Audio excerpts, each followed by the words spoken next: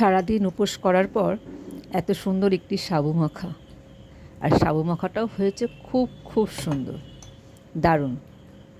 আর তো নীলষষ্ঠী, আমরা মায়েরা এটা খুব নিষ্ঠার সাথে পালন করি, প্রায় সব মায়েরাই। তো চলুন আমি সাবু মাখাটা কীভাবে করেছি আপনাদের সাথে একটু শেয়ার করে নিই। তো সকালবেলায় আমি সাবুটা ভিজিয়ে রেখেছিলাম। আমি না সাবুটা ছোটো দানার সাবু ভিজিয়েছি, এটা খুব তাড়াতাড়ি ভিজে যায়।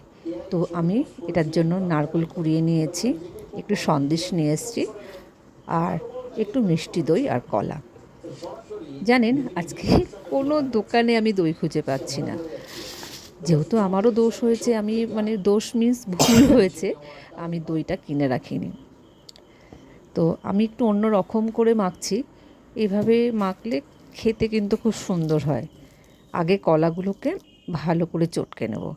আমি দু রকম কলাই দিয়েছি, এতে একটু মিষ্টি ভাবটাও আসে, টেস্টটাও আসে। কলার সাথে সন্দেশ, নারকেল কোড়া, দই আর চিনি। এই চিনি দিতে কিন্তু মোটামুটি আমরা কেউ ভুলি না। যারা চিনি খায় না সেটা আলাদা জিনিস, কিন্তু আমাদের একটু মিষ্টি মিষ্টি লাগে সবার বাড়ির। যাই হোক, এটা ভালো করে মেখে নিয়েছি, একটু চটকে মেখে নিয়েছি।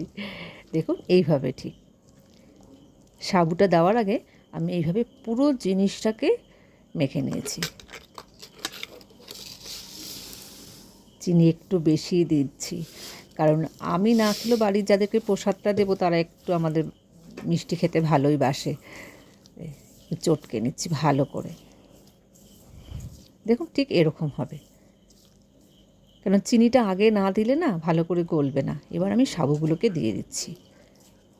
আর আমাদের বাড়িতে সাবু মাখা সবাই ভালোবাসে, সবাইয়ের মধ্যে আমিও পড়ি। আমি অনেক দিন ধরেই ভাবছিলাম যে একটু সাবু মাখা খাবো, সাবু মাখা, কিন্তু নীলষষ্ঠী চলে আসলো। নীলষষ্ঠীতেই সাবু মাখাটা খাই। আমার বরাবর সাবু মাখা পছন্দ, ছোটোর থেকেই। এই দেখুন ঠিক এরকম হয়েছে, এরকম। এবার একে একে সবাইকে দিয়ে দিই। এখন সবাইকে দেওয়া যাবে না, বাড়ির অনেকেই নেই, তো আমরা এখন তিনজন আছি, তিনজনেই খেয়ে নিই।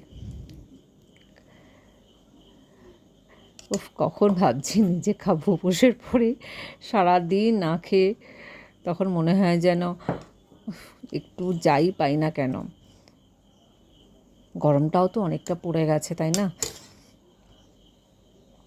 আর ওপরে একটু সন্দেশ ছড়িয়ে দিতে হবে, কারণ আমাদের ফল কেউ ওপরে পছন্দ করে না, যেহেতু ফলটা আমি আলাদাই দেব।